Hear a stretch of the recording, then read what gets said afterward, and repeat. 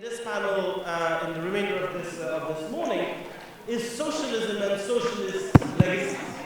Now, of course, socialism is something that is very often associated with Europe, with the Atlantic world, with Eurasia, with East Asia. But as we will see here, socialism in its multiple interpretations and local reconfigurations has also played an incredibly important role in the Indian Ocean world, in East Africa, in the Arab world, in South Asia, and in Southeast Asia. And I couldn't wish for a better panel than to be surrounded by these three esteemed scholars over here. First, we'll have Bahru Zewde, who's going to tell a little bit more about the relationship between Ethiopia and Yemen, which is a very old and very deep relationship, but which crucially also has this element of socialism and socialist legacies in it. We'll then hear from Radoslav Yordanov, who will very specifically talk to us about Somalia and perceptions of the Horn of Africa and the politics of the Horn of Africa from the perspective of the Cold War, using some of the archival material from the Soviet Union and other Eastern Bloc states. Then we'll have today Chandra, who will talk to us about rural modernities and ways of interpreting agrarian change in China, India, and Tanzania from a comparative perspective. And finally, I myself will talk a bit more about political technologies of socialism, particularly the idea of the vanguard party and the People's Liberation Army, and the way in which Asia has consistently shaped African ideas and African practices of liberation. But first, and without further ado, I hand the floor to Bahru of the University of Addis Ababa to talk about Ethiopia and Yemen.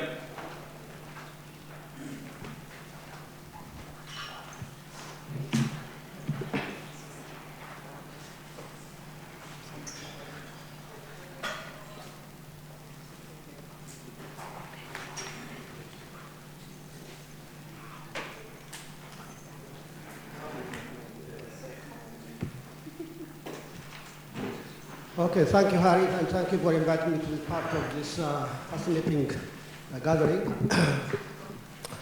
My presentation deals with what we call the northwestern end of the Indian Ocean. The straits called Bab el Mandab. I think those who know Arabic, you know what it means. It's the Gate of Thieves. It's the small strait, short strait that separates Africa from, or Northeast Africa, shall I say, or the Horn of Africa from the Arabian Peninsula, which was the cause of so many fatalities and suffering, because it's a turbulent part of the Indian Ocean or the Red Sea. As you may have seen, I have slightly changed the topic from the abstract to emphasize the socialist element. I have an outline here, basically.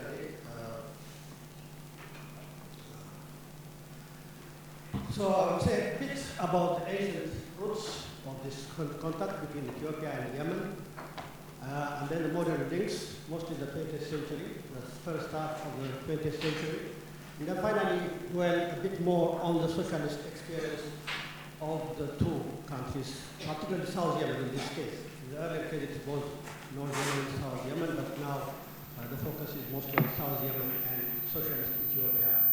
In the 60s and the 70s, basically. And then with a short footnote about the current situation.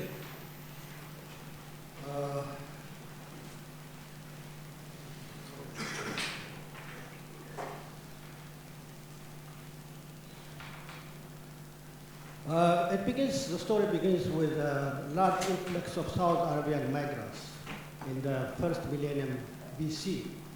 There is a lot of controversy about the exact impact of this, but there is no question that the roots, the impact, the traces of those migration are evident. Among other things, I think two of the tribes that came from Yemen or Saudi Arabia to Ethiopia were known as Habasha and Agazian, which are given, of course, these enduring names of Abyssinia and Gez. Abyssinia, you know, has always been the alternative name for Ethiopia. And Gez is the classical language in Ethiopia, kind of equivalent of Latin in the Western world. And both areas, both regions are competed in their claims for Queen of Sheba. The Ethiopians saying that she came from Ethiopia, and the Yemeni saying that she came from Yemen. For Ethiopia, it has had quite a lot of importance because it is the whole foundation of the Ethiopian monarchy. The Ethiopian dynasty has claimed that they are all descendants of Solomon and Sheba, the union between Solomon and Sheba, and the issue of the son from this illicit union, if you wish, was called Menelik I, and he's believed to be the founder of the Solomonic dynasty, which ruled Ethiopia until the revolution in 1974. So there are other traces of this migration. The architecture, I have here a sample of one of the temples, which goes back to the middle of the first millennium BC, which has very strong similarities with Saudi Arabian or Yemeni architecture as well. Irrigation, culture of irrigation, religion. Before the conversion of Aksum was the ancient kingdom of Ethiopia, to Christianity in the 4th century AD, they lived in a pantheon of gods. And some of these were actually Sabian gods like Maharam and so on. And language. The Sabian language was one of the languages in which Aksumite kings wrote their inscriptions. They used also Greek because of their exposure with the Greek civilization, and of course Greece as well. So this is the ancient part. Now, the modern links essentially in the 20th century, particularly beginning from the early 20th century, there was a large influx of Yemeni migrants from both North Yemen and South Yemen, who were primarily occupied in trade, in petty trade. Most of us as kids actually were very familiar. In fact, we grew up frequenting these Arab gets or Arab souks as they were known, mostly owned by Hadrami merchants. Some of them were engaged in construction, particularly in the eastern part of Ethiopia in Redowa. They intermarried. Most of the migrants were actually almost predominant. I think you can say almost all the migrants were male. So they did not bring their wives with them. So there was a great deal of intermarriage between Yemenis and Ethiopians. In a way, of course, Yemenis and Ethiopians look very much alike. I cannot easily pass for a Yemeni and vice versa. So there was a lot of intermarriage and a very large half-caste population. Probably the most famous issue of this kind of marriage is the famous tycoon, Sheikh Mohammed Hussein Al-Amudi, who had a large conglomerate business in Ethiopia, owns Sheraton Hotel, which is above stars, as they say. It's not even a 5-star, it's beyond a 5-star, and engaged a big conglomerate company engaged in mining, construction. Is this better? Mining, construction, and quite a host of activities. Unfortunately, now, of course, he finds himself incarcerated with a lot of the Arab royalty, because although his father originally came from Yemen, he was naturalized as an Arab, and he inherited his father's citizenship, and he is now actually in this palatial prison in is it Riyadh or something? Yeah. So this presence of the Yemenis continued until the 1960s.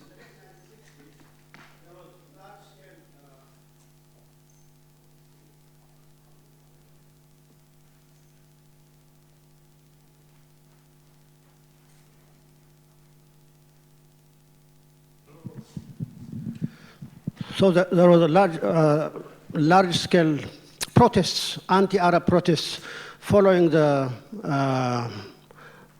attacks on Ethiopian Airlines aircraft by Arabs, Fedayeen, most Palestinians and so on, or ALF, that's Eritrean Liberation Front fighters, supported by Syria and Iraq. But for most Ethiopians, Arab was Arab, so there was large-scale anti-Yemeni, anti-Arab protests, and quite a number of the Yemenis had to leave the country. And of course, what followed after 1974, after the revolution, the nationalization of most enterprises and so on was not conducive to the kind of commercial enterprise that they were heading. So there was a reversal in their fortunes in the late 1960s and early 1970s. I think, but there are two success stories. One I've already mentioned in the realm of business, Sheikh Mohammed Al-Amoudi, and another in the early 20th century was really a Yemeni known Zewde Taha, who even became a governor of one of the southeastern districts, frontier districts, a place called Jijiga, in the first 2 decades of the 20th century. Now we come to the current situation, beginning with ideology. Because both of them eventually came to share, particularly South Yemen and Ethiopia in the 60s and 70s, came to share socialist ideologies and also started taking socialist measures. In the Ethiopian case, the ideology of Marxism-Leninism, as it came to be known, emerged from the very authoritarian political tradition, which did not allow any space for political, even liberal kind of political expression. And so, in the absence of any political party, the students came to the forefront. In fact, Ethiopia produced one of the most militant student movements ever in the history of the student movements, maybe comparable to the Iranian student movements of the 60s and 70s. I have written an entire book on this, so it's very challenging for me to summarize what the students did, why they did what they did. There are indigenous as well as exogenous factors, indigenous meaning the authoritarian tradition, and also the even liberal opposition within the establishment to the monarch, or at least kind of advice to the monarch to improve situations, culminating in a coup, in a palace coup, by the commander of the imperial bodyguard in 1960. This was a very important backdrop to the militant student movement. Exogenous factors, scholarship students from other African countries who had a tradition of political engagement through trade unionism, nationalist movement, and so on and so forth, who exerted considerable influence on the otherwise passive Ethiopian student population. And of course, as you all know, the global 60s, the 60s was the era of the student movement all over the world, in the United States, in Europe, France, and Germany in particular, anti-Vietnam demonstrations, Cuba, the example of Cuba, and so on and so forth. So the Ethiopian students were very much part of that global movement. There are some milestones. 1962, when until then the palace and the campus had a very cordial relationship with the emperor visiting the students in the evening, surprise visits with packages of fruits and cakes and so on. From 1960 onwards, after a poem was read, depicting the poverty of the Ethiopian people, the emperor stopped coming to the campus. 1965, probably the most important seminal year in the history of the student movement, when they came out with the slogan of land to the tiller. This was a very powerful slogan because it was meant to address the rampancy of tenancy, particularly in the southern part of Ethiopia. There were a large number of tenants in the southern part of Ethiopia, and they were saying the land should belong to the tiller, these absentee landlords should go. 1969 is, as I said, it is Ethiopia's 1968. Just as 1968 was for France and Germany and America, 1969 was a year of intense activity against the regime, beginning with demands for equitable access to education, then spiraling almost uncontrollably to a denunciation, unprecedented denunciation of the emperor by one of the radicals, which was really almost taboo in Ethiopia. The emperor was almost like a demigod, so you're not supposed to even say anything negative, let alone denounce him in the harsh terms that they were. Plane hijackings. I don't think there are any students. The Ethiopian students actually hijacked planes in the summer of 19. This began 1969. It continued in 1970 and went on also into 1972. And finally, the raising of the dreaded question of the nationalities, the national question, as I say, because Ethiopia is a very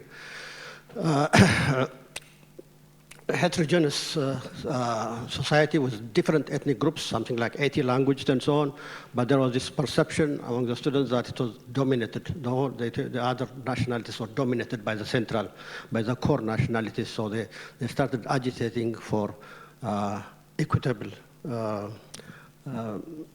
distribution of power and resources, and eventually, of course, adopted the Leninist, Stalinist formula of self-determination up to and including secession. This, the last rider is very important, very crucial. Not only just self-determination, not only autonomy, but also the right to secession.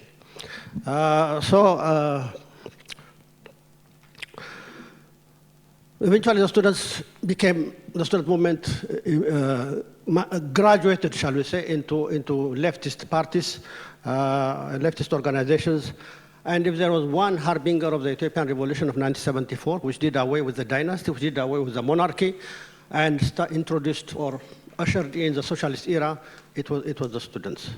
And the military, which actually seized power, which was because it was the most organized, was effectively started as a nationalist group, but was baptized by the prevalence, by the students, into embracing not only just socialism, but also eventually Marxism, Leninism. In the Yemen case, I have to admit that my knowledge of Yemen is not as reliable as my knowledge of Ethiopia, but I have tried to do some reading at least, I think it had a colonial background going back to 1839, particularly the southern part, when Aden, that was when the British occupied Aden and established their colony in that area. It got a major boost after the opening of the Suez Canal in 1869, so that by the middle of the 19th century, Aden has emerged as one of the largest, one of the most important ports of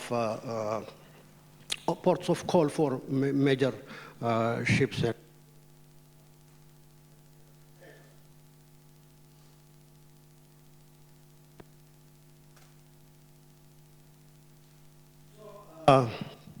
The nationalist movement in Yemen begins in 1962 with the formation of the National Liberation Front.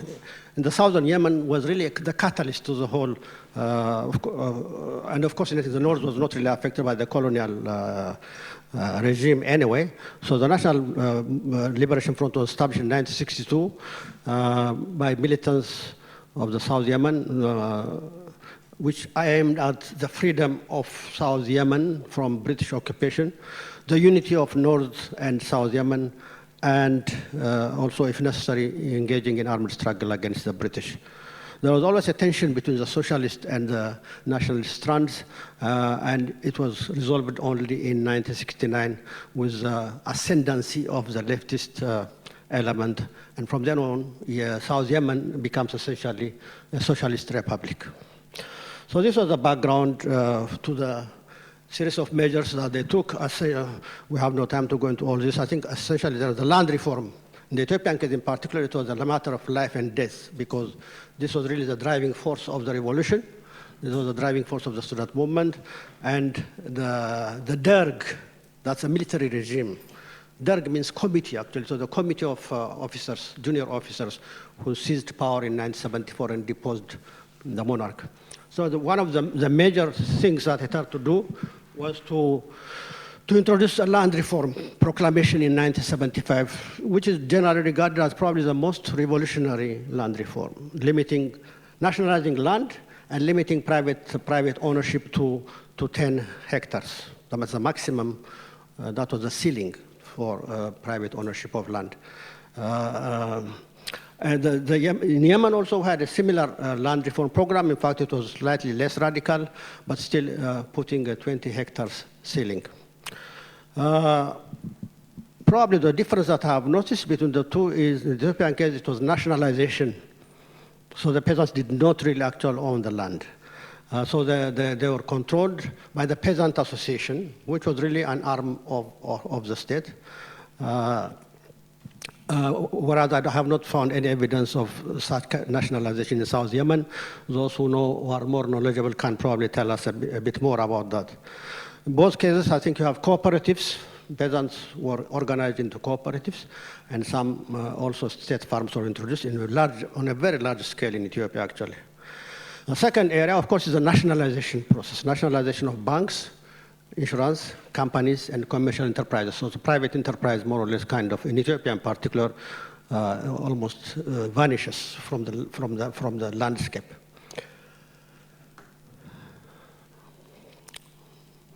The Yemen, the South Yemen, or the People's Democratic Republic of Yemen, from 1969 onwards, because it regarded itself as a progressive socialist force, began to help groups organized in Ethiopia against the regime. There were two. There was Eritrea in the north, and there was, of course, Ethiopia itself. In Eritrea, from 1961 onwards, there were two liberation fronts. The first one, the one that started the armed struggle in Eritrea, was known as the Eritrean Liberation Front, or ELF. The one that splintered from it in the early 1970s and eventually became probably the most powerful, the one that actually seized power after 30 years of struggle, was known as the Eritrean Popular Liberation Front. So the Yemeni regime, the South Yemeni regime, gave support to both organizations.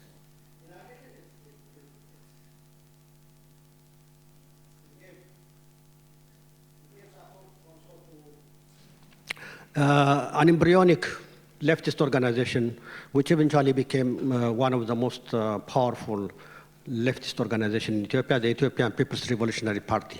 At the beginning, it was known as the Ethiopian People's Liberation Organization. So it actually was from Aden that a unit of the EPLO, something like a dozen militants, launched their armed struggle. In other words, they took a boat from Aden and went into Eritrea, and from Eritrea they were able to go to the base that they had established in northeastern Ethiopia to launch armed struggle. Okay. I'm really going to have to. It had also an office in Aden, but eventually this links between the regime. After the revolution, the Derg, or the military regime, took serious measures to reverse the situation. Establishing even a commission within the foreign ministry to study mechanisms and modalities. And one of them was, of course, strengthening the commercial links, supplying of this very famous herb, chat or kat, which was very popular in Yemen at very cheap prices. As a result of this, actually, the Yemeni regime was, partly because the Derg was seen as progressive, began to take measures against the ALF, against the APLF, and also against the APRP. One major area that I would like to address in the time that remains is the whole question of global realignments, alignments, and realignments. In the earlier period, Ethiopia was very closely aligned with the United States. From 1953 onwards, it had probably the strongest links in sub-Saharan Africa, the largest military supplies, and so on. But this began to cool off even before 1974, after 1974, as the Derg became more brutal on the one hand, and decidedly socialist and even Marxist-Leninist, then there was total estrangement between the two. With regard to the Soviet Union, initially there were very strong links between Ethiopia and the Soviet Union going back to the 19th century. Don't forget also that both of them were Orthodox Christians, so there was a strong affinity between them. But after 1969, with the emergence of a regime in Somalia, which was avowedly socialist, the USSR began to shift its alignment towards Somalia. But in 1977, you can say it was the year of realignment. This is a phrase that is used by one of the authors of a book on Ethiopia, the former ambassador. It was a year of realignment in terms of Ethiopia and the US. It was a year of realignment also in terms of Ethiopia, Somalia, and the USSR, because the Somali regime, because it felt that the USSR was not sufficiently supporting it, and because it was veering towards Ethiopia in one part. There was one very important, memorable meeting in February 1977 in Aden, where all the socialist leaders, including Cuba, particularly Fidel Castro, played a very important role in trying to bring together the socialist regimes in the Horn of Africa and in Yemen. He even had an idea of a federation of Ethiopia, Somalia, and South Yemen. But this meeting was really a crucial turning point because Siad Barre, the president of Somalia, was very aggressive. And he said that he is not going to not only consider confederation, but also not even to talk to the leader of the Ethiopian regime. And he walked out. And soon after, in November 1977, he expelled the Soviets and the Cubans who had been there. And it's very interesting, in fact, they did not even go back to the Soviet Union or Cuba. They relocated almost immediately to Ethiopia. So that was a very dramatic. So I think because of shortage of time, I will just stop here, and then we'll, maybe in the discussion, the course of the discussion, I will say something more about the others. Okay. Thank you very much, Bahru. Rudy, right. Over to you. Hi, thank you very much to the organizers for this multifaceted panel. And starting off with a keynote of this extremely interesting, obscure world of the open art of photography, I will move forward to the even more obscure world of ars politica. Basically, I'll try as a diplomatic historian to tell you a semi-fascinating story of a micro-marriage between the Union of Soviet Socialist Republics and the Somali Republic, which lasted for 8 years. It was a marriage of inconvenience because neither of the two partners wanted each other. They just found each other by opportunity, more than a chance. I'll focus in those 8 years, and that's a micro-history in itself, which was based on as many years of research. And I'll present you as many slides ahead. So basically, the key here is number 8, because although the Soviet experience in Somalia lasted 8 years, interestingly, the Soviet experience with Ethiopia lasted only 5 years more, 13. And in these 21 year Soviet Union, with a limited amount of resolve and resource it had invested in the region, it wanted to change a lot. And in this fascinating story, semi-fascinating story of flying cattle and conspiring sheikhs, I would like to show you what they did and what they failed to do.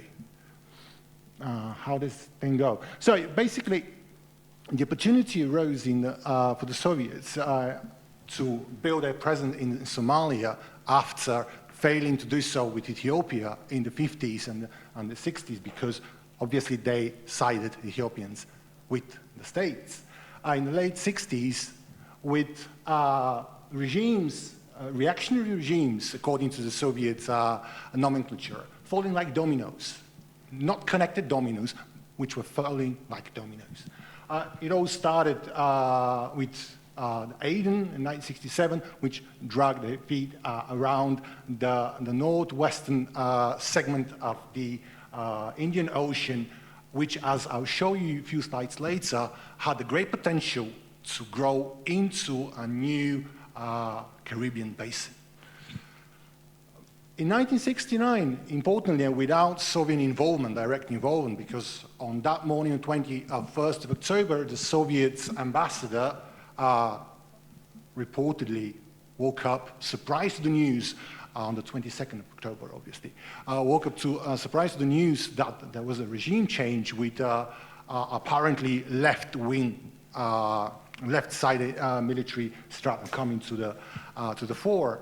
That speaks to us that Soviets were at the side, and they didn't have the chance, opportunity, and availability to exert great change and create the opportunity for this change.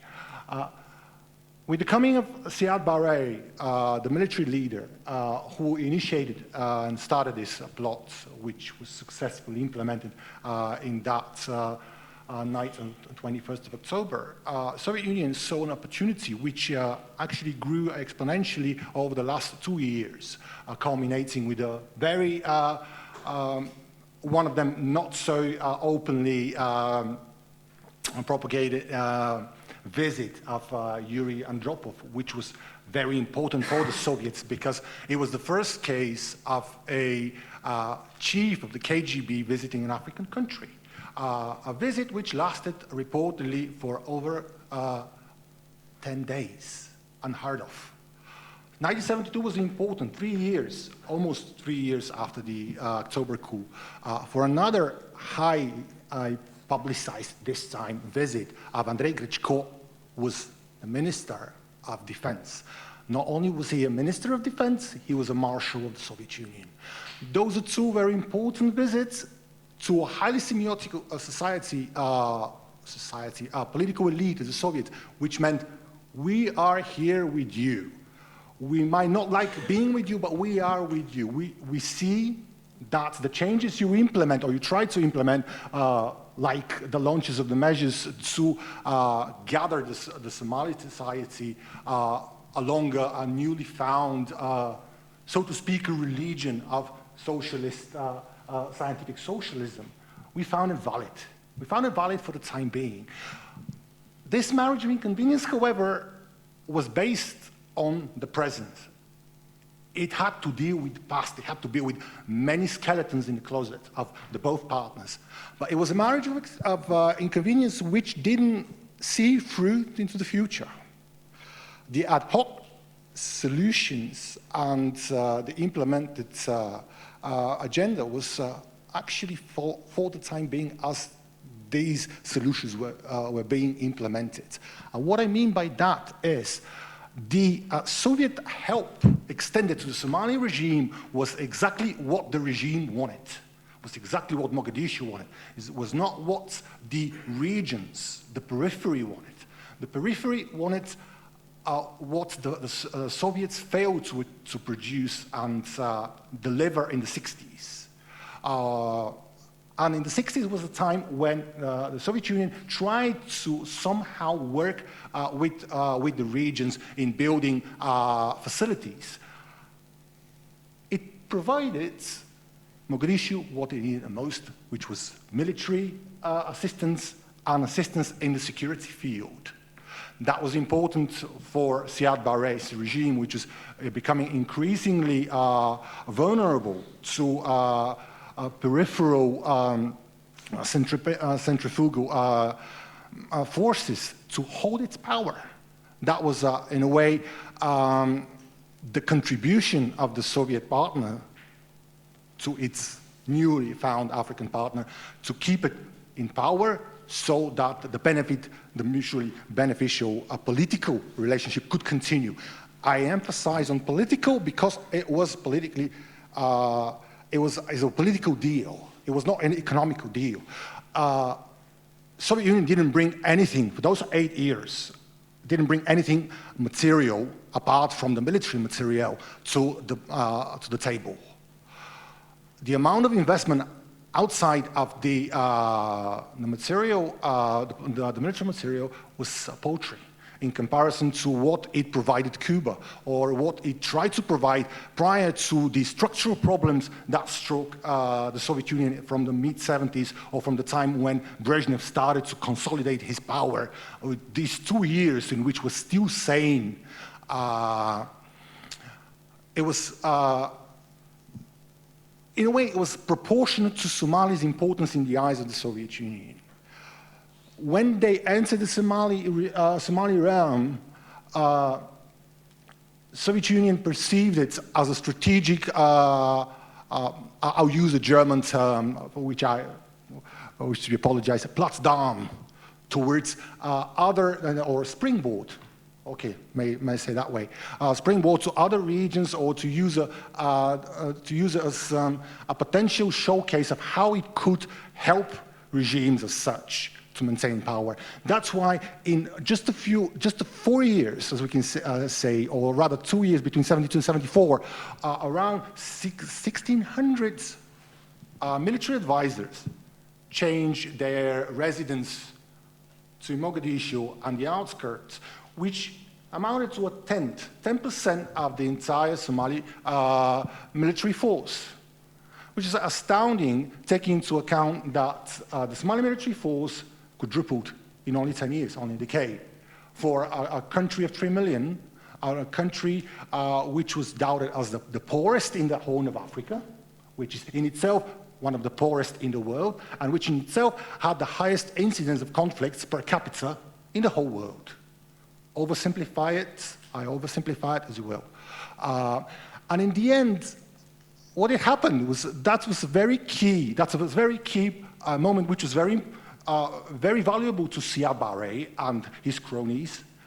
But it was very frightful for the people in Juba Valley, for the people in Berbera, and the people in the north and the south and the middle of the country, because the Soviet security personnel deployed to the Somali setting met extreme resistance from the locals. First, the Somalis proverb, the Somalis very rich in their proverbs and called nation of bards. They have this saying, I am against my brother, I and my brother against the world.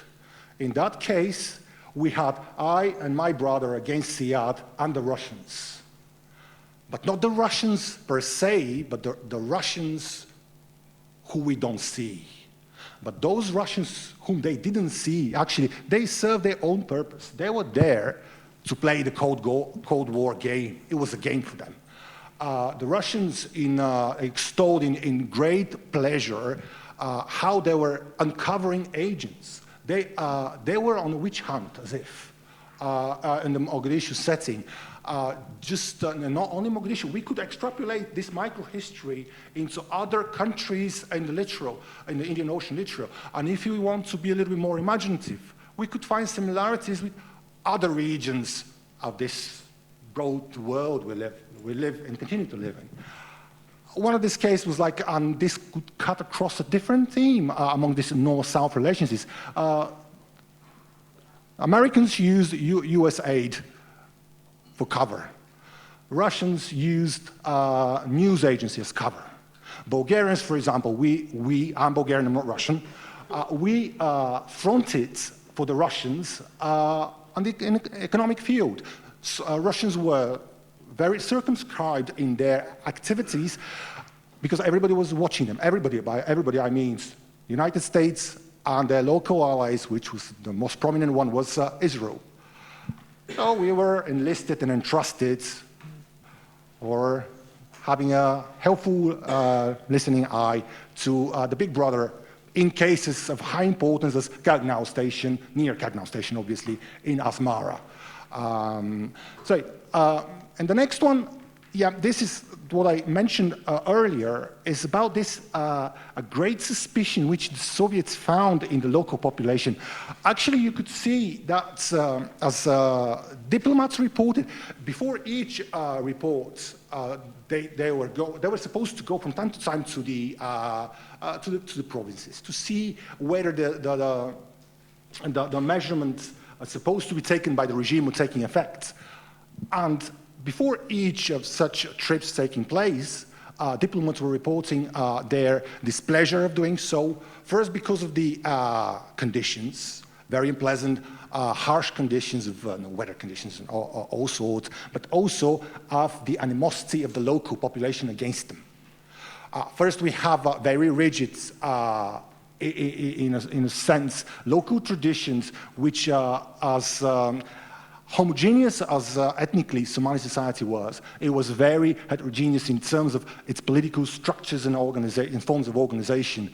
That's why I just mentioned this proverb, not for its curiosity value, but for the value of it representing a special organizational case within the society, whereas clan-based society means we are this clan here, we don't care about what the clan in Mogadishu says to us, we are self-sufficient. This self-reliance system, we're trying to be emulated actually on the national level, which couldn't actually hold true because the Soviets found in itself a form of revisionism, much akin to Albanian and Chinese form of self-reliance and socialism.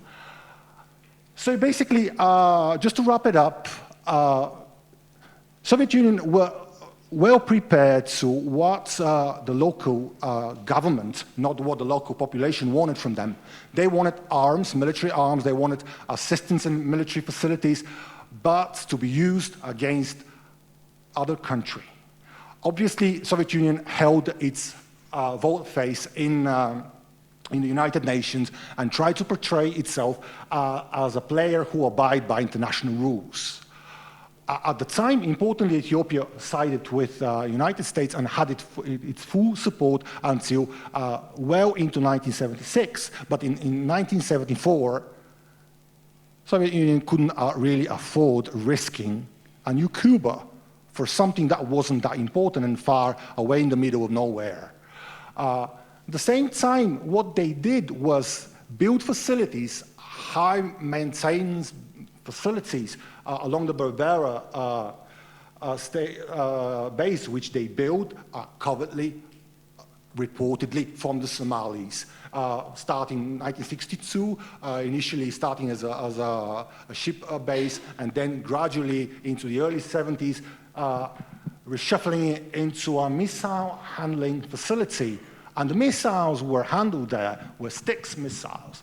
In addition to that, proven by American and Dutch overhead reconnaissance, we showed that these missile handling facilities were namely capable of handling ballistic systems which didn't serve the Somali case, attacking Ethiopia because it was a very short distance and they didn't need such facility. It served its own purpose of first monitoring and guarding their own ship lines, and more importantly, regarded the American engagement and newly found Brit-American engagement in the Diego Garcia. And that's why I'm saying that eventually, if things turn out differently, with the amount of military material invested in this region, it could have been lethal. Much more lethal than it was, not only for Somalia and Ethiopia in itself, but for the whole littoral region. So basically, what Siad Barre did to distance himself from the Russians was to invite American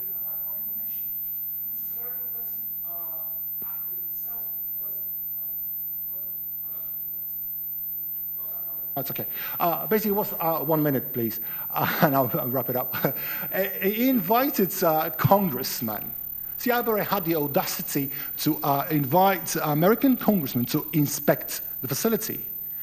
This outraged the Russians, obviously, because they couldn't think of how could he just do such thing without consulting them. First, because they had invested so much in the base, and secondly, they realized Siad Barre wasn't as faithful as they initially thought, although they always had the reserve, and we could see this reserve in the writing of the low to middle level representatives. So basically the question here is, in this micro-history, we can see many themes and topics very interestingly intertwining each other among each other. Is on one hand, representing a facility for something completely different. Like I said, this flying cattle was very important, like not for its curiosity, but basically it just represented how manipulated the locals were, just because certain purpose had to be fulfilled in a certain way, taking into account the resistance from the government. So basically, in one way, we could follow up in the discussion later, is there was like a certain mismatch between the global objectives of the patron and the local interests of the recipient. And this is a story not of two worlds. This is a story of the Cold War game, which was held not only across the axis Washington, Moscow, but as we can see, it was held in many axes along north and south. Thank you. We're going to go a bit broad in our comparisons, moving from single country studies to a three-country comparison. And we can get into the specifics in the Q&A about particular cases, but I'd like to make a broad general argument and see how that works.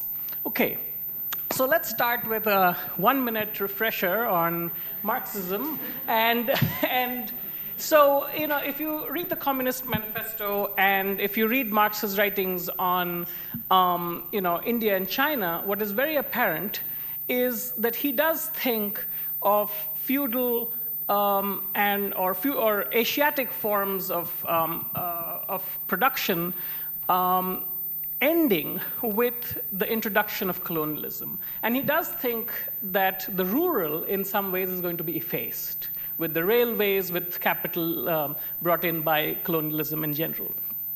In the Leninist model, or in the Trotskyite or Stalinist understanding, you also have a similar understanding of Marxism or socialism as an advanced form of capitalist modernity, where urban workers or the proletarians control the means of production. The peasantry, so to speak, the kulaks go to the gulag, but as for those who don't go to the gulag are to be collectivized and eventually made into proletarians. So the idea is that the city is going to eat up the countryside. That's the broad idea that the Russians certainly inherited. They weren't going the populist route of the late 19th century. There is, of course, a very interesting kind of caveat to this, that in his last few years, Marx was very interested in the village community. He was particularly interested in the writings of British administrators working on India, anthropologists particularly in Victorian Britain, who were looking at the Germanic and Russian and Indian village community as a possible source of social reform. Of course, much of this work is unfinished, and he never really, but we do have correspondence with, say, the Russian populists, where he is very interested in thinking of their understanding of an alternative non-European path to modernity. As far as the 3 cases that I'm going to look at in the next 15 minutes or so, China, India, and Tanzania, it is quite clear that they are not following Marx and Engels or the Russians. The reason why they're not doing that is actually, well, there are different reasons, but what is common to all 3 is that the rural or villages are central to their idea of socialism, socialist transformation or makeover after colonialism, and their general orientation that we are an agrarian society and there can be no other way. It's certainly not an approach where cities eat up the countryside. In the Maoist case, in a revisionist way, it's directly the opposite. It's about the countryside encircling the cities in a very kind of clear bottom-up kind of reversal of what the Soviets had to offer in some ways. In Nehru's India, in some ways, the Gandhian idea of the village in the anti-colonial movement is retained as a kind of socio-economic bulwark after the end of a kind of colonial landlord nexus. And what this means is that there's a sense that the new villages are meant to be the sites of rural development. This is also a site of state intervention to undo some of the ills of colonialism. It's not to convert peasants into workers, very, very clearly. And you have something similar attempted, but in a very specific way in Nyerere's Tanzania, where the Ujamaa schemes or the kind of villagization programs, the kind of top-down, kind of pan-tribal, pan-ethnic villages are seen as kind of microcosms of the nation as a kind of large family in itself. So this rural is in some ways the site of a kind of post-colonial utopia of socialist reform, and that's where the change is going to happen. It's not just that this is a romantic idea of the village of old, this is the village of the future that has to be made. And it's a kind of, as I said, microcosm of this socialist modernity. Okay, so I'm calling this rural modernities. I'm using the plural because I think there are 3 different paths. I don't think they're the same. All of them do emphasize the rural and the village as sites of social, political, and economic transformation. And comparatively speaking, the urban or the industrial sector is relatively under-theorized. And that's a deliberate attempt in the way in which economic planning is particularly carried out in the early post-colonial decades. Okay, so one way of thinking about this is whether this is a kind of middle way between the Soviet and the American options. It avoids American-style capital-intensive agriculture. Obviously, in India and China, it's not particularly feasible where there are large bodies of large population groups. So it's really, that's not an option. Though it's important to remember that for Stalin, it was. In some ways, collectivization was a way of bringing in machines to do large-scale agriculture. That's not the case in India and China. And it also avoids collectivization, proletarianization along the Soviet model, despite the fact that the Soviet Union continued in the 50s in particular to be very deeply interested in these countries.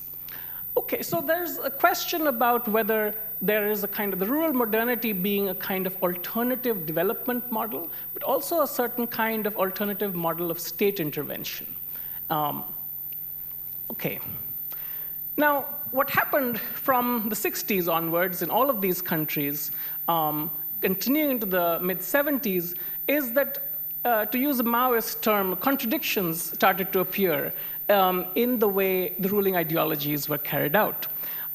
In China, we see with the Great Leap Forward, as well as with the Cultural Revolution, various ways in which the state or the revolution is eating up its own children. And you have agents turning victims. You actually have bottom-up accounts now of famine, of ways in which those who did enthusiastically participate in the revolution actually turning into its most horrific victims. In India, the model development village doesn't actually lead to an alternative modernity that could be counted off as successful. It leads to an exacerbation in many ways of the poverty that already existed and the economic stagnation that existed in the 19th and early 20th centuries. And of course, Gujarat really collapses by the mid-70s or mid-70s, partly because of coordination failures, partly because of resistance by peasants to these schemes, and partly because perhaps this kind of state top-down model was simply impractical. So we have, since the 80s, we have to deal now with post-socialisms or post-socialist trajectories in all of these three countries. In China, we have a party state. You think that's better? We have a party state which directs state-managed markets. And what you have is a situation in which the socialist state remains, and I think there's a kind of synergy with what Harry is going to say. The socialist state remains, the village remains as the main site of reform, and the markets are really between the state and rural society. And it's very, very centralized and coordinated. In India, where you had a democratic socialism or democracy combined with socialism, you have this balancing of business and pro-poor, primarily rural interests. There's a way in which the state again intervenes in the villages as the main site of reform, but it balances it with pro-business or pro-market kinds of interventions as well. But it's always, democracy ensures that there is this kind of delicate balance that the state has to kind of engineer. And in the Tanzanian case, what you have is a similar kind of top-down status management by the socialist state, where it's the ethnic diversity as well as the developmental agendas are kind of managed very carefully in order to ensure that the kind of apple cart isn't upturned, so to speak, on either count. Okay, so in the 21st century, the question is, are we looking at the end of these rural modernities involving the socialist state, or are we seeing what people have called a post-socialist kind of legacy or continuation in some ways? So we are dealing ultimately still with primarily rural, not necessarily agricultural, because the non-farm sector is growing in all of these societies. we find that the state apparatus is more deeply embedded than ever in rural economy and society in all three countries. We do, however, now see that cities are increasingly parasitic on rural labor and, of course, commodities, farm and non-farm commodities. We also find that villages, in some ways, if you think of migrants as a kind of classic example, but also food crops, villages are subsidizing a kind of state-directed or statist capitalism that's emerging today, which obviously wasn't foreseen in the 1950s. So what I want to suggest here is that we have varying ideas of post-colonial nation building that converge around the villages as sites of socialist modernization. But as everyday micro-practices on the ground contradicted the kind of grand ideologies of nation building, villages stayed vital, but increasingly they have become these subterranean reservoirs of people and things that are increasingly lacking in market value when the market is actually becoming the only game in town. So, there, thank you. Impacted the Indian Ocean world. I'm finally going to speak about the ways in which that Asian countries, Asian ideas, Asian political movements have shaped African ideas and African practices of liberation. And so in many ways I will suggest to you that socialism that socialism and post-socialism are perhaps most usefully thought of as political technologies. So rather than focusing so much on economic management or economic ideas, it is political forms of organization that matter the most in today's Africa, but that have also mattered the most for the last 50 years. Now I want to start off with the period of independence. So most African countries, about a quarter of African countries, become independent in 1960. And of course 1960 is the height of the Cold War. It's a particularly difficult time to be born as an independent state into this world. Now, and right at independence, there's already this question that many Africans, particularly leftist, Pan-Africanist Africans, pose, which is how will we survive? How can we ensure that there is no comeback of colonialism by the former European powers or by other states in the international system? African states are extremely aware, and African elites are extremely aware that their borders are largely arbitrary, that in many cases independence was a bequest by the colonial power rather than something that had been fought for example, like in the case of India, by an Indian National Congress for decades or even for a century. And so this extreme sense of vulnerability, indicated here by this quote by Kwame Nkrumah, one of the leading Pan-Africanist thinkers of the time, in which he speaks about the necessity for African unity to undo these colonial powers and to come together. As he says, African unity is above all a political kingdom, which can only be gained by political means, which means that if therefore, now that we are independent, we allow the same conditions that existed in the colonial days, all the resentment which overthrew colonialism will be mobilized against us. For him, this is the central challenge, and for people who think, like Nkrumah, there must be alliances that are built, there must be connections in Africa as well as outside Africa that are absolutely necessary to safeguard independence. People like Nkrumah and others would very often put up displays like this, illustrations of their fundamental problem. And these are Africa's railroads. The striking thing about Africa's railroads is how extroverted they are, of course, how much they are meant to serve external purposes and external paymasters rather than Africans themselves. And Nkrumah's solution to this is not gradual economic integration. It is not some kind of pragmatism in which we give independence a try and we see what happens. What Nkrumah says, and many people like him who are united in a group of elites called the Casablanca Group, is we must fundamentally change the way we relate to the outside world and therefore fundamentally change the way we think of ourselves. Now, these ideas are rather unpopular amongst most African elites. Most African founding fathers who come to power are quite keen to preserve sovereignty, but believe that fundamentally the best route to do so is to try to give it a shot, to stay within the boundaries of the country that is created, and not to open Pandora's box by trying to redraw these boundaries, or by somehow leaping to United States of Africa, presumably headed by Nkrumah, which many of them think is a very dangerous and potentially socialist gamble.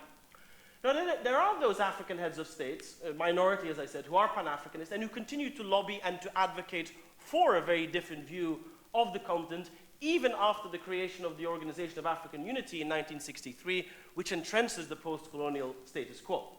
And the most important allies that they find for this different vision of Africa, this this coming together and this redrawing of the global political economy is in Asia. There was, of course, already in 1955 the famous Bandung Summit, the famous Bandung Conference, in which there is this joint call for self-determination and the freedom of all people. And there's even some early precursors of the language that Nkrumah and others will use. None of us is free until all of us are free. And this idea that liberation is not individual, but liberation has to be collective. It has to be owned by all of us. And if it doesn't happen, the price has to be paid by all of us. And so it's at this moment in time that some of these links are forged between elites around the Indian Ocean, as well as particularly in East Africa. And Nkrumah is a bit of an exception, but particularly in East Africa, there's a whole range of intellectuals and of leaders who are inspired by this Afro-Asian idea of solidarity, of working together, and finding a third way in international relations. And this point of the third way is very important because very often in histories of the Cold War, African and Asian states are measured by the degree to which they fit or not the categories of the Cold War. And very often Bandung is just represented as some kind of rejection, some kind of middle finger that is raised at both the Soviet Union and at Washington, D.C., but that has very little substance of its own. What I try to do in this paper and in my broader work is to show what that substance is and to highlight the political imaginaries that were produced in Africa and in Asia that differed quite radically from what both Moscow and Washington were proposing. Now, the key thinker in a lot of this, and one of the key practitioners, is this man over here, Julius Nyerere, the Mwalimu of Tanzania, already mentioned by Uday in the last presentation, who was in many ways a rather unlikely leader of this Pan-Africanist camp and these Pan-Africanist ideas of importing Asian technologies to strengthen the degree of sovereignty and autonomy that Africans could enjoy. Tanzania was geopolitically an irrelevant country. It had no huge amount of resources. It had not been particularly important under colonial times. It was not on any kind of strategic battlefronts. It did not possess any major ports by this time that were crucial to global trade. But Nyerere flipped this logic on his head and said, because Tanzania is not a frontline state in the Cold War, because it doesn't matter all that much to the United States and the Soviet Union, that's exactly the reason for why we are able to experiment in this country in ways that we cannot experiment in other parts of the continent. Nyerere says this being very conscious of the fact that a couple of years after the independence of Tanganyika, later Tanzania, something takes place that is called the Congo crisis. The Congo crisis is the first major geopolitical crisis of the Cold War in sub-Saharan Africa. And crucially, it doesn't just pit the United States against the Soviet Union. Much more importantly, it pits different African states against each other. There's a camp of African actors who see themselves as conservative, status quo-oriented, who are determined to keep out Pan-Africanist influences from the heart of the continent. But there are also those like Nyerere and Nkrumah who see in the Congo crisis a real test of the extent to which African countries can direct their own trajectory, and the extent to which they can protect themselves and oppose what they see as the looming threat of neocolonialism. That is to say, not Westerners who are taking control, or Russians who are taking control of African riches and African territories, but Africans who very willingly, just like in the slave trade, act as auxiliaries, as native informants to outside powers, and are quite literally willing to sell their people over the counter. The arch symbol, of course, of this for them is Mobutu Sese Seko, the man who will win the Congo crisis, who will emerge as the head of state of Zaire, Congo, for 32 young years, and who will be a lifelong foe of Julius Nyerere. Now, Julius Nyerere, in his battle against Mobutu, and in his battle against what he sees as neo-colonial reactionary regimes that are all across Africa and that are isolating people like himself, he finds the solution to re-energize that struggle after defeating Congo in China. This is a photo of one of many meetings between the Mwalimu and the chairman, Mao Zedong, a remarkable relationship between these two men, who were very, very different in terms of their biographies, but who found a lot to like in one another. And the single most important thing that Nyerere took, I would argue, from China is not so much the military and financial assistance he got, though yes, he received some of that. It was not even necessarily the ideas about agricultural modernization or the barefoot doctors that were so prominently featured in Tanzania, but it was above all two key political ideas that he needed for his Pan-Africanist project. The first key idea is the idea of the People's Liberation Army, or, transferred to Tanzania, the idea of the People's Defense Force. And the belief here is that in Nyerere's mind, that the most dangerous bequest of the colonial powers to African states was colonial armies. Colonial armies were almost all ethnically or regionally stratified. And from that sense, Nyerere, who's trying to build a Tanzanian nation, was very, very worried that this would be the supreme tool through which Europeans would continue to manipulate African politics. The reason, Nyerere said, why Africa sees so many coups is because of these armies and because of the way these armies have been built by the colonial powers. Instead, what we need is a Chinese-style army, a people's liberation army that is above all politically conscious, that knows what it's doing. And so Nyerere begins to build, after a mutiny in 1964 in Tanzania, begins to build a people's defense force in which all senior officers are sent to university to read for development studies. One of the key people teaching on this course is Walter Rodney, the famous intellectual, and how Europe underdeveloped Africa. And there is this idea indeed that you give a political formation to your army officers which will make them fundamentally different.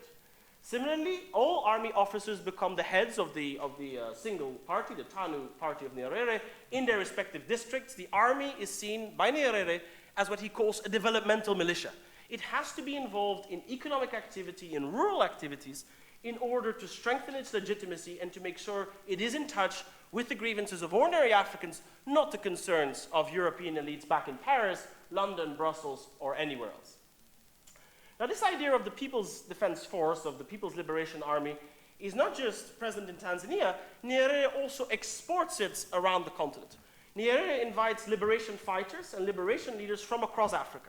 The heads of states of Zimbabwe, of Namibia, of Congo, of Uganda, of Mozambique, of South Africa, all of them studied in Dar es Salaam, side by side, with these officers of the Tanzanian People's Defense Forces, inculcating this idea of a liberation struggle that is politically aware, that is politically conscious, and at all times Pan-Africanist. Now, crucially, and this is then the other idea he takes from Mao, these People's Defense Forces have to be controlled by the party. People's Defense Forces are not loyal to the state or to the country. They are first and foremost loyal to the party. This is something that remains the case in all communist countries, including in China itself. The People's Liberation Army is not China's army, it is the army of the Chinese Communist Party, first and foremost. And so similarly, Nyerere sends key TANU party officials as political commissars to be integrated into the army to make sure that the army, if their education should falter and their daily experience is not enough, that they stay politically on course. Now, those two key political technologies is something that Nyerere uses, as I said, to try to change how Africa works as a whole. And Nyerere is at the heart, he forms part of a regional hub that exports revolution across Eastern and Southern Africa in particular. And the states fall as if they were dominoes before Nyerere. In 1979, Zimbabwe is liberated. In 1986, Uganda. In 1991, 1993, Ethiopia, Eritrea. In 1994, Rwanda. And in 1997, from Nyerere's perspective, the crowning achievement, when Laurent Désiré Kabila, who was a protege of Julius Nyerere, marches on Kinshasa and after 32 years kicks out the most hated symbol of neocolonialism in Africa, Mobutu Sese Seko. This is supposed to be a kind of end of history moment from the perspective of the Pan-Africanists. There are now Pan-Africanist regimes from the Atlantic to the Red Sea. This idea of regional polarization, which has divided Africa since independence, is supposed to end. Now here we then finally come to what Nyerere didn't foresee, or what he did foresee but didn't see out play in practice. It is that the very comrades, the very Pan-Africanists who had all this revolutionary thinking and all these promises, would turn on themselves. Within 15 months of this photo being taken, this is taken right before the liberation of Kinshasa in May 1997, within 15 months of this incredible moment, 3 wars of brothers will start to erupt. 3 wars of brothers that pit liberation regimes inspired directly or indirectly by leftist and Pan-Africanist thinking against each other. The first one is that one between Ethiopia and Eritrea, who go to war with each other in May 98. The second one is Africa's Great War, the war that claims more than 5 million people, the worst war in African history and the worst war since the end of the Second World War, which pits this man over here, Laurent Désiré Kabila, against the very people who supported him in coming to power from Uganda and Rwanda in particular. And then finally, in 1999 and 2000, Uganda and Rwanda fall out and go to war with each other. And the tragedy, at least from the perspective of people like Nyerere, is that this is the end of the liberation regimes. After this date, no more will liberation regimes come to power anywhere in Africa. What was supposed to be their high point actually turns out to be their lowest point as they turn on each other in these devastating wars. Now that doesn't mean, and this is a map of this regional polarization, now that doesn't mean that socialism or these links with Asia and these Asian ideas no longer matter today. In many ways, they continue to matter hugely, but above all domestically. So whereas in the beginning, these Asian ideas were particularly important for Africa's international relations, both Africa with the world as well as African states with each other, today they mostly matter in what I have termed illiberal state building. The very ways in which countries like Tanzania or Uganda or Rwanda or Ethiopia or Zimbabwe or Eritrea go about reordering their political economy and their very society. And you see here that ideas of a Chinese, a Korean, a Singaporean developmental state led by a strong Leninist-style party organized around the principle of democratic centralism. That is to say, all discussion of meaning happens within the party. Ultimately, there's a decision from the top, and the moment the General Secretary has made his decision, everybody must be fiercely loyal to that decision. This remains the overall guiding principle in a place like China. It remains the overall guiding principle in Singapore. It is still the overriding principle in all of these illiberal state builders in Africa. Now we see too that Asian states continue to encourage this. There's an incredible amount of party-to-party cooperation, not state-to-state, but party-to-party cooperation between the Chinese Communist Party and, for example, between the Ethiopian People's Revolutionary Democratic Front or the Popular Front for Democracy and Justice in Eritrea, or the Rwandan Patriotic Front in Rwanda, or even the African National Congress in South Africa. One of the reasons why I think why Western actors are often so disappointed with South Africa, which is not nearly as liberal enough as they think, is because they fail to see this very important socialist inheritance and these continuing ties between the Chinese Communist Party and the ANC in the last couple of decades. You see this finally too in their ideas of modernity. These are just some photos or illustrations from Rwanda, which self-styles itself as the Singapore of Africa. This idea that somehow it can move out of its history of genocide, as you can see there, from the fastest genocide to the Singapore of Africa. This is a book written by the former High Commissioner to London of Rwanda, and now the governor of its central bank.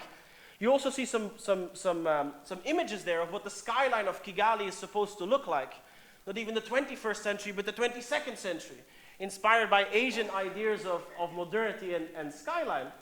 And very similarly, I don't know if you can quite read the fine print there, but Rwanda has a Rwanda Development Board entirely modeled on both the Korean and Singaporean equivalents, which through this kind of McKinsey-style bulletproof, bullet point approach aims to build an Asian-style developmental state under the control of the People's Liberation Army and of the party to usher in what it sees as a very different type of modernity, an illiberal modernity, about which it makes very little secret.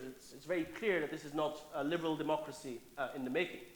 And so I hope that all of these things suggest to you that the Indian Ocean is not just a realm to be studied historically, where we go back 1,000 years to discuss globalization before globalization, and which we indulge in a bizarre mixture of denunciation and nostalgia about the British Empire, but that it still matters incredibly today directly to the high politics and the key stakes of political economy, and that is decisively shaped and will continue to shape African ideas and practices of liberation.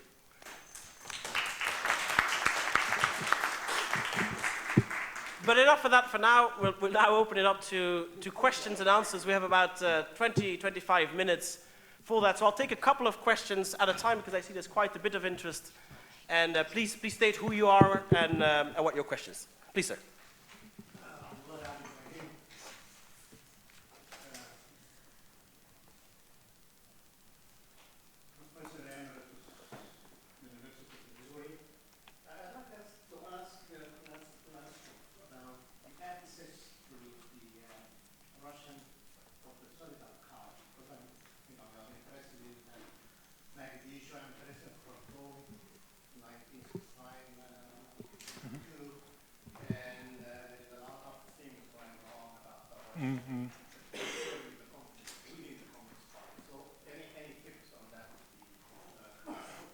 The other thing is about the, I think Chandra talking about Marx and the kind of bent on the towns rather than the villages, and I think that is something that Edward Said kind of propagated, and and I think you made the mention that things are changing now with the publication of books by a guy called Kevin Anderson, that is Marx on the margin. Yeah. The other thing, I think I'll use the opportunity here on the session to kind of prepare for my paper, because in my paper I'm giving the dark side of the moon. That is dark side of the moon.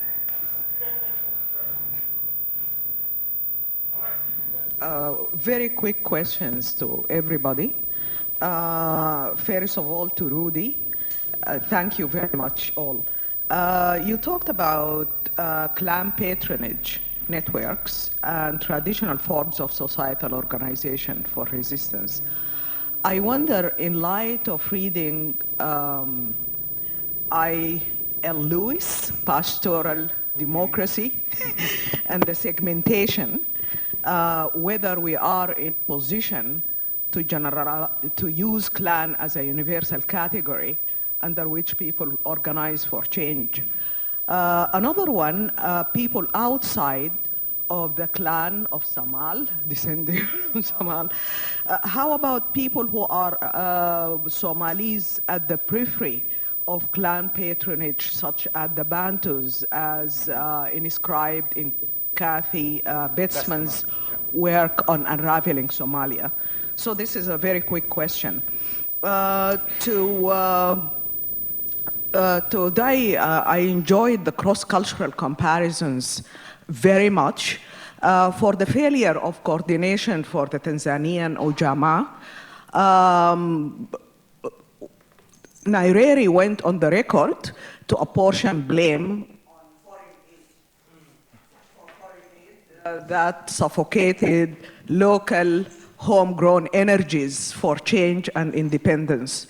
But at the same time, I have a feeling that I am going to be of the same mind as Abdullah Ibrahim later on Nyerere, especially as a pawn in Cold War politics and his annexation of Zanzibar islets with Tanganyika and the local responses to his illiberal state that he helped foment.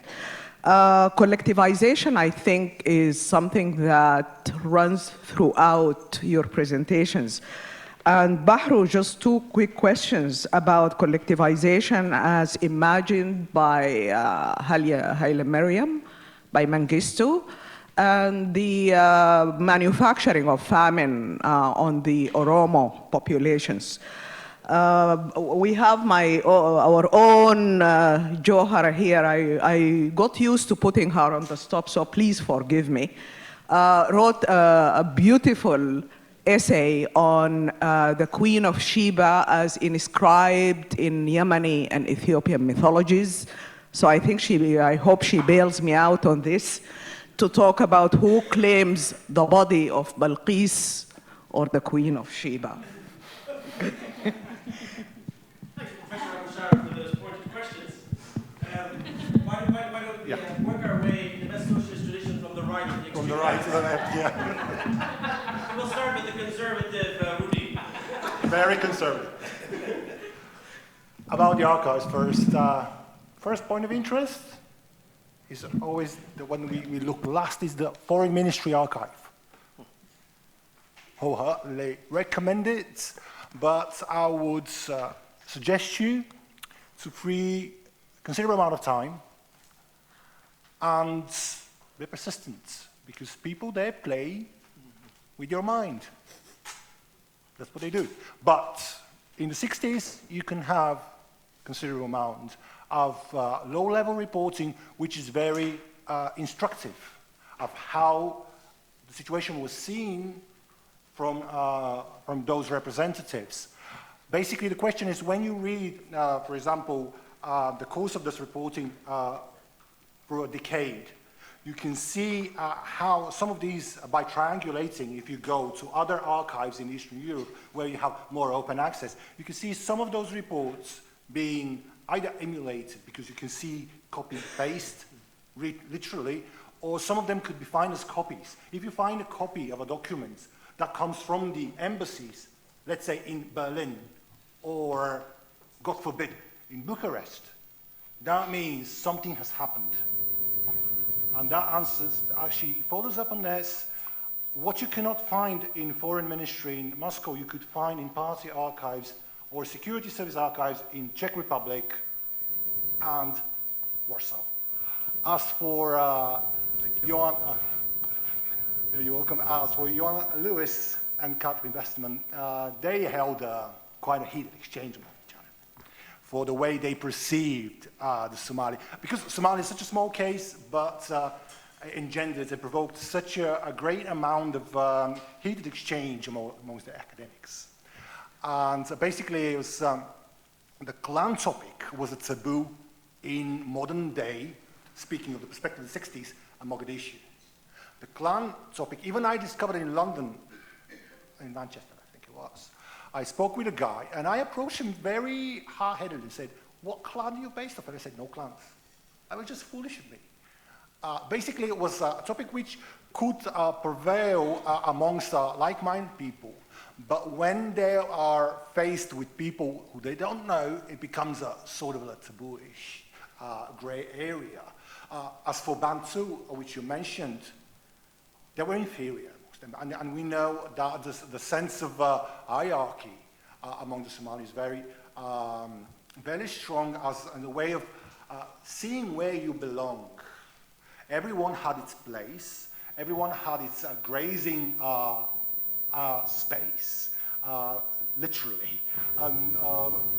You could get your cattle as far as your land goes. Bantu was a different category. It had no land. It was given, in the 60s, was trying to build, especially under Russian tutelage, some sort of like farming in there. But it failed miserably because the Somalis weren't interested in participating. Why should we do this? That's the mantra here is, we are happy amongst each other. We are not happy mixing with our superiors, and we certainly despise mixing with those inferior to us. And when, for example, not only with the Russians, but even with the Czechoslovak envoys had similar problems going into the regions, they knew actually the situation they were going to face was challenging, and they were trying to find ways to be, did this work back then, politically correct? So in a way, they didn't understand how it worked. They showed marriage of inconvenience was very short-lived, and was short-lived for a reason.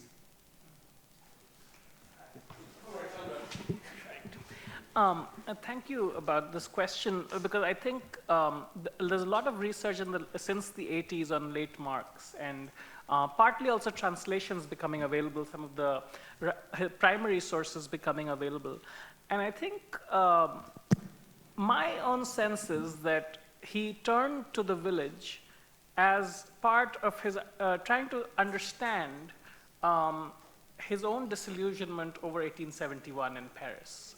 And I think, so he started reading about the ancient Germanic village, about the Russian mir and the Russian populace, the Narodniki. But he was also particularly interested in, the first Regius Professor of Anthropology, Henry Maine, who was also a Governor General in India, who wrote Village Communities in East and West.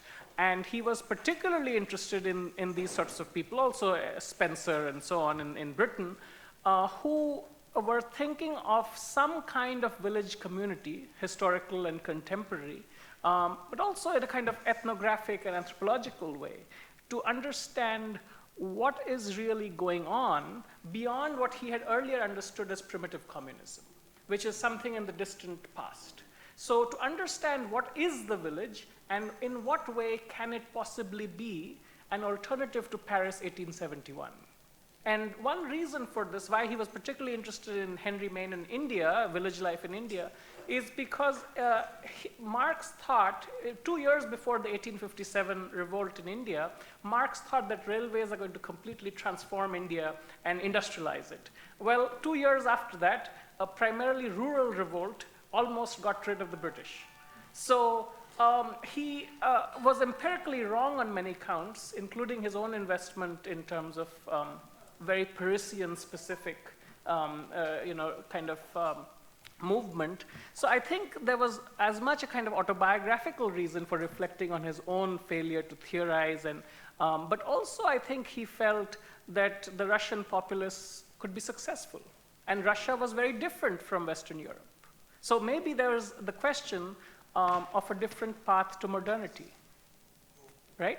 I completely agree that there is a dark side to figures like Nyerere. I think it's very clear for Mao and Nehru as well. I don't think. But I think in that sense, I would say for me that the main takeaway point from thinking about these figures is that they're ultimately tragic figures. That there was a lot of promise and hope that they brought in with them. In the 50s are a decade of hope in that sense. But by the 60s, that hope is dashed, partly because of the actions of these people themselves.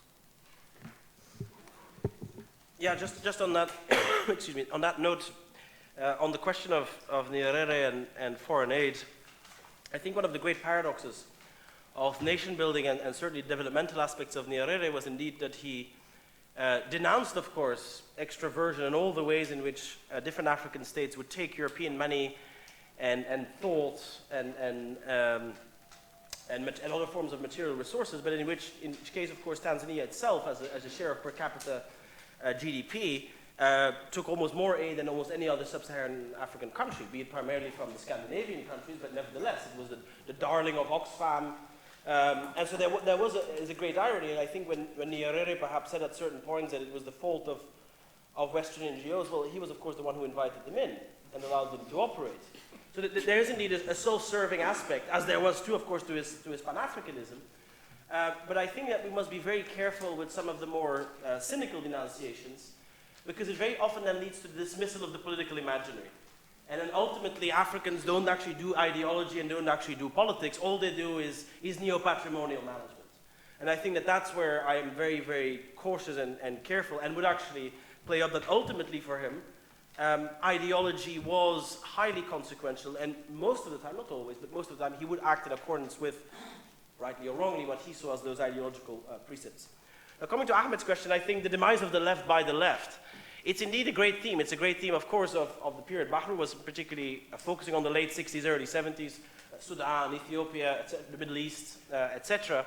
It's also a theme, as I show, that reemerges 25 years later, when you've had this first generation, indeed, of military regimes and socialist regimes, and then you get the second one of so-called neo-liberation movements who say that they're going to do it so differently and they've learned all the lessons of their predecessors, and they make exactly the same mistake, exactly the same kind of intolerance towards slightly different interpretations. I mean, the history of Pan-Africanism, of Leninism, and the intersection between both, in the case of Africa, is riddled with personal contradictions. Nyerere and Nkrumah did not have a good personal relationship. Nyerere and Mandela clashed several times when Mandela in 1962 went to see him before he was arrested and sent to Robben Island. Nkrumah didn't get on particularly well with the Algerians. Mandela did, but then only for a certain period of time. Perhaps that was his good fortune, that he only saw a little bit of them rather than a lot.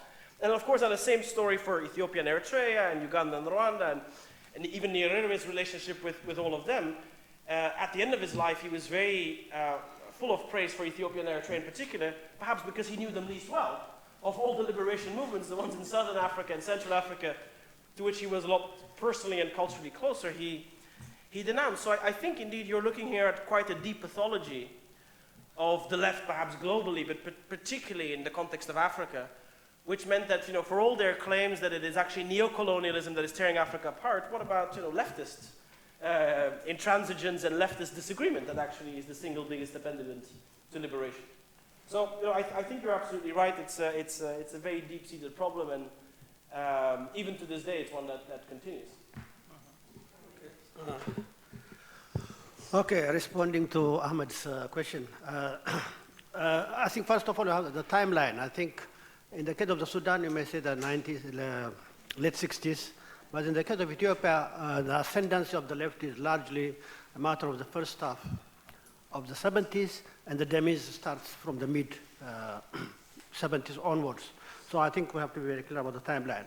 Essentially, what brought about, I think if we have to single out one factor for the demise of the left, it is the sectarianism, the split. I mean, I lived in the student movement, and there came a time when they exaggerated the differences to a degree that it became almost like fundamental differences, like on a simple issues, essentially because it was a struggle for power.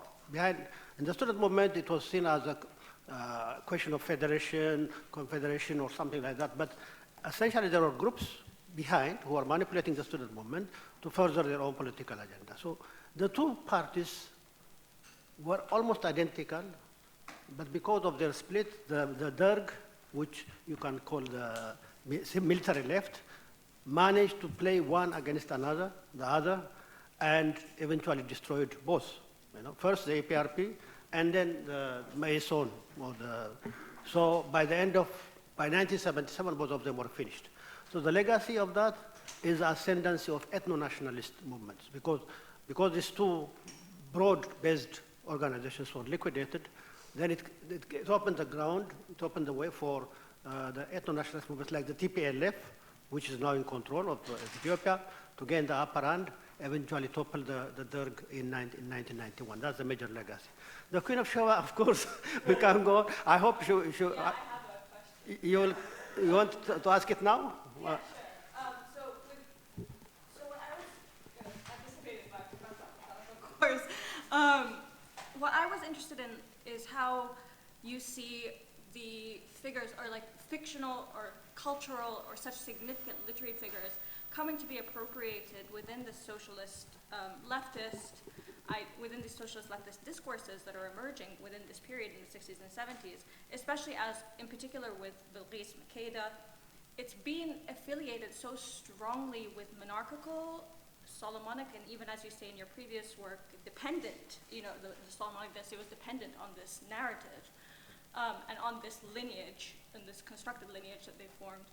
And even in the imamate in Yemen, you know, up till the early 60s, how do you see that coming into play and being reformulated and reconstructed within the socialist landscape and within this leftist landscape, and coming to be figures of national importance as opposed to dynastic significance?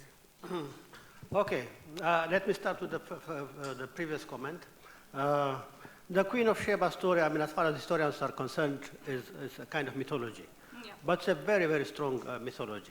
I don't know how it is in Yemen. I wish somebody could probably make an intervention to tell us the importance of this story on the Yemeni side. On the Ethiopian side, there's no question. On both levels, at the dynastic level, as I said, because I mean the dynasties that ruled Ethiopia until 1974 claimed to be descendant of Solomon and Sheba, but also at the popular level, you know, the art, popular art. One of the most predominant motif of popular traditional art is the story of Quraysh, because it's so, I don't know whether you can call it romantic or anything. Anyway, for some reason, it's a kind of national ideology. But how do you see like the appropriation of this as being particularly Ethiopian, or this as being particularly Yemeni, coming into significance? And I mean, I don't think it does. I mean, within the socialist experience, I don't think it does. The socialists, I mean, as fundamentally repudiated this. I mean, they would not accept the story of Queen of Sheba. So, but it does not mean that it's gone away. Even now, you go to Aksum, there are some ruins of a very magnificent palace, and they say, who built this? And they say, this is the palace of Queen Sheba. Of course, there is no definite historical evidence or archaeological evidence, but this is a strong belief. The guides they cannot accept anything else. Maybe somebody could tell us about the Yemeni side, but you know, in the Ethiopian side, it has a very strong popular and dynasty couple. But in terms of political, within the socialist... because similarly in the Yemeni side, it's very much in the popular discourse. Yeah. Less so dynastic, but more in terms of cultural, religious, etc. Yeah. And increasingly it becomes claimed as Yemeni as opposed to, as this being Yemeni and almost nationalistic as a figure. Especially later on with claims of, Makeda being Ethiopian as opposed to Arab or Yemeni or Southern Arabian. Yeah. We'll continue this very particular exchange. I just want to see whether there's any other questions before the lunch break. Okay, we have two important questions of people who haven't spoken yet. Saeed at the back and then Henry. Yes, Saeed Mohammed. I have a question for Radoslav. And for the 1969 coup d'etat, was there any involvement from the KGB, from the former Soviet Union? Because there is a claim in the KGB that they have been given an advance kind of information, and they coded it as Concord. And then one of the SRC was their key man, who they call it Carol. So what do you say about that, in Soviet Union? I have a question also for Bahru, for the Siad Barre-Mengistu encounter in Yemen. You just mentioned that Siad Barre walked out. But was there any condition that he put forward in order to discuss any kind of federalism or co-federalism? And also, when you are discussing about the history of Ethiopia, and you were mentioning Dire Dabe Jigjiga, I wonder that if you were referring in a contemporary Ethiopia, that may not be bad, like Dire Dabe and Jigjiga and all of those, when you put in the Ethiopian context, does that mean that you are referring to all those similar areas also share the same history? Because this is, when you talk about Dire Dabe and Jigjiga, could it be even call it an Ethiopia when you are discussing an Aksumite and all those? That's a question you should be asking. Very good Somali question there.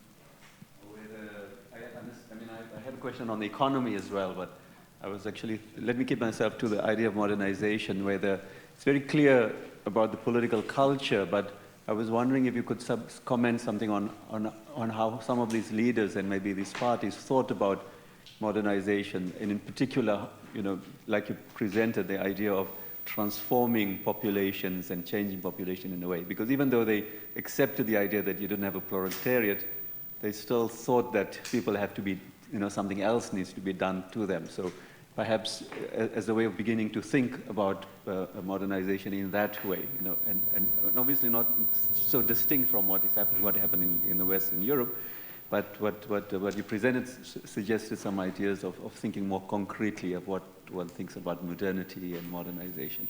I mean, the question that I had on the economy was more in terms of looking at Graeber's work on debt, because the foundation of a state begins with a debt, and in this case, because these are maybe caught between in the Cold War, how does that debt work, and how did this in these individual states? Like I think Harry, you pointed to some of that at least in your last comments. All right, and then okay, so we'll take those are the final two questions, and Lipika, and then we'll have to wrap it up. Thank you. I really enjoyed all four of those discussions, but my question is going to be for Uday.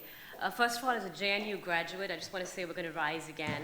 So I don't buy all your melancholy, but I suppose I wanted you to ask you if you could reflect a bit now that it is 25 years on the Panchayat Raj. I mean, does this fall into your suitable reordering of the imagined village hinterland?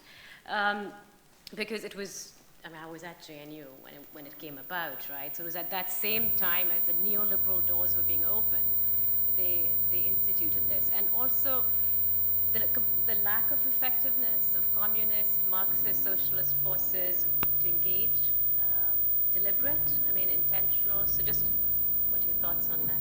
All right. Lipika, last one. I just want to follow up on the modernization question, and my question be for Harry and for both.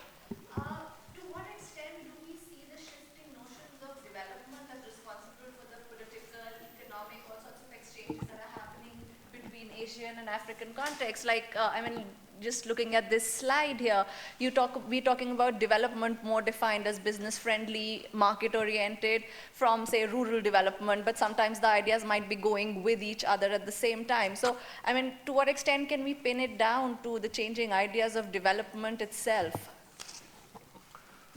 All right. Once again, from very conservative to very progressive. Each time I become more and more conservative. I start, getting complexes about it. No. The answer is very short.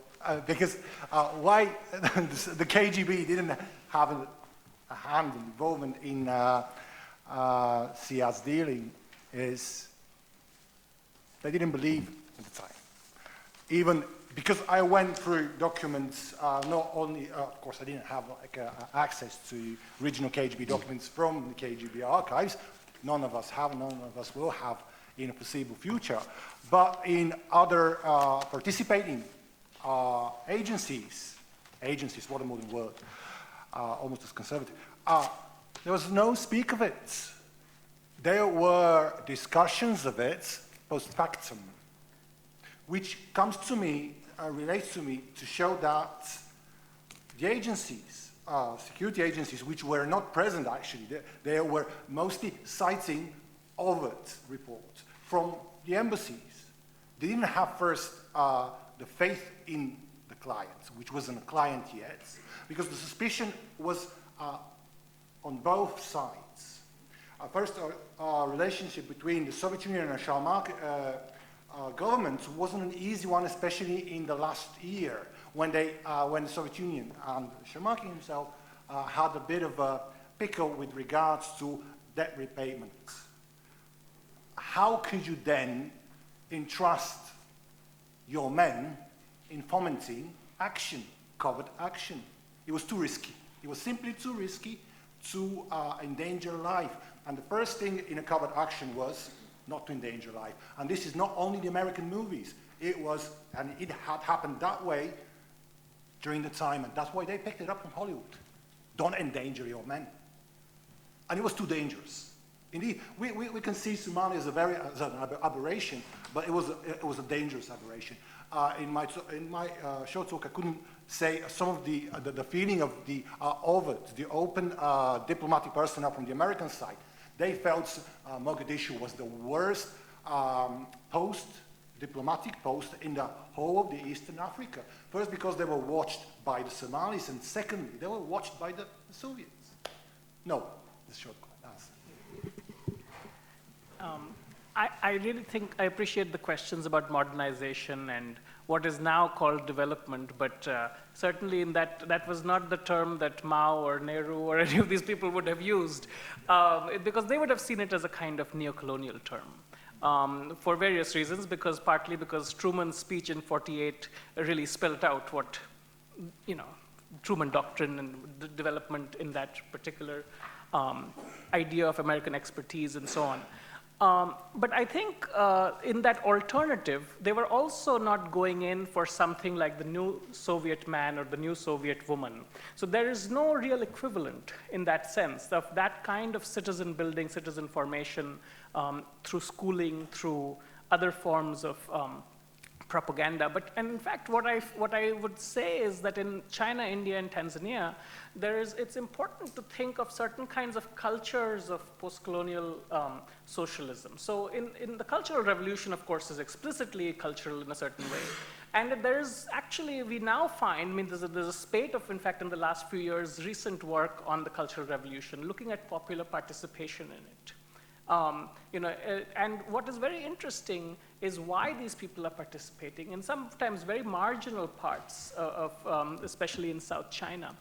And and you see something very similar in people in India being very enthusiastic about the abolition of zamindari or landlordism.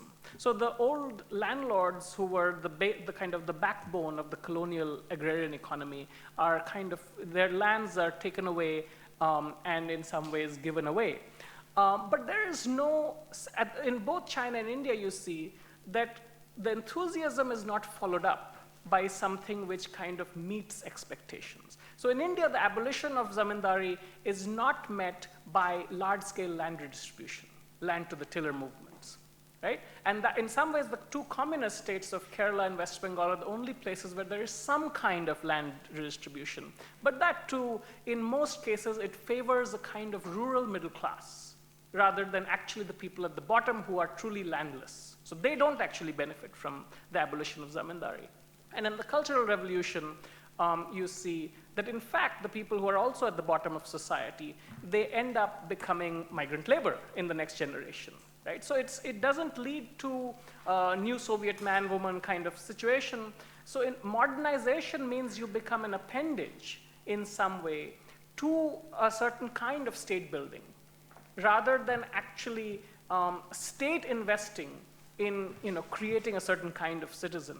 And you see even with the Ujamaa case that ultimately it doesn't create a national family, which is what Ujamaa is supposed to ultimately mean, right? It doesn't actually produce the kind of social solidarities, mimicking a village kinship, for example, on a national level. It actually perhaps leads to its very opposite. That one of the reasons why it falls apart is because people are fighting with each other. Family feuds. So I think there are certain kind of cultures of socialist modernization, in which I think those contradictions which I mentioned lie. And I think that's where I think there are interesting comparisons to be made. Did I answer your question, Zara? Right. Yeah. Okay. I mean, just all I wanted to say is that the state after liberalization is also invested in villages. But as I mentioned, it really invested in villages because both labor and agricultural, non-agricultural commodities come out of the rural. So it's only interested now in instrumental sense. It's not, it doesn't want villages to go away, because if everyone moves to the city, you'll have very large slums, and nobody's going to provide either the labor at cheap rates or the food that 1.3 billion people need. So there is this very strange kind of management of keeping people in the rural areas who can come now and then, so in some kind of circular migration, but they have to kind of remain betwixt and between the city and the country. But you don't want them to actually, kind of move permanently. So it's not a unilinear direction, it's in the circular, with the home base being rural. All right, very briefly, I'll address Lipika's question about these shifting notions of development. I think fundamentally, at least from the perspective of the African illiberal state builders and the African elite that I've talking about, I think above all they would describe themselves, and I think correctly, as Leninist and Maoist rather than Marxist. That is to say that there's a primacy of the political rather than a primacy of the economic. Obviously, there is a material basis out of which everything must grow. But the kind of development, the kind of strategies, instruments you identify follow from the political objectives. The reason why you get this is Rwanda is not neoliberal. If you take Milton Friedman there, he would probably be abhorred, rightly so from his perspective. There is indeed an element of market friendliness, of course, on the conditions of the party.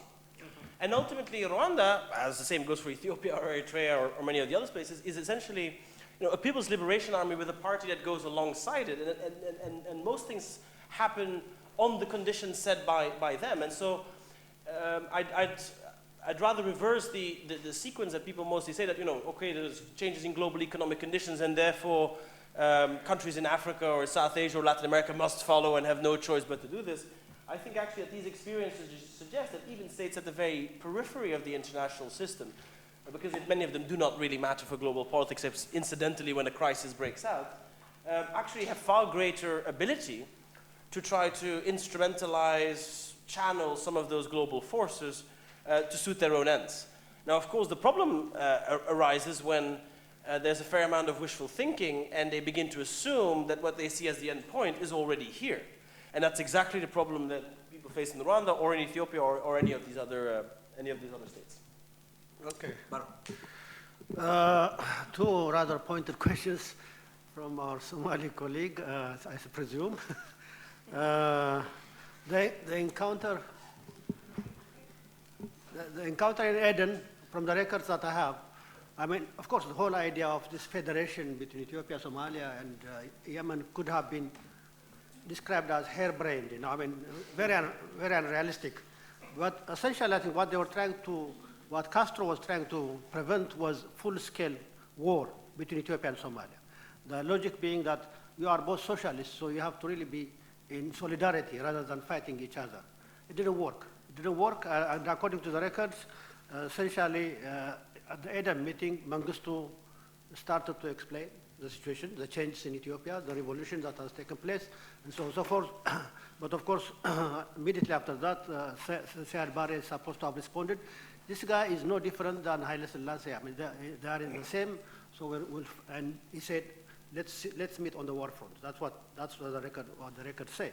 So it happened, and immediately after that, of course, Castro decided that he has to galvanize socialist support for the Mengistu regime. So that's the record that I have.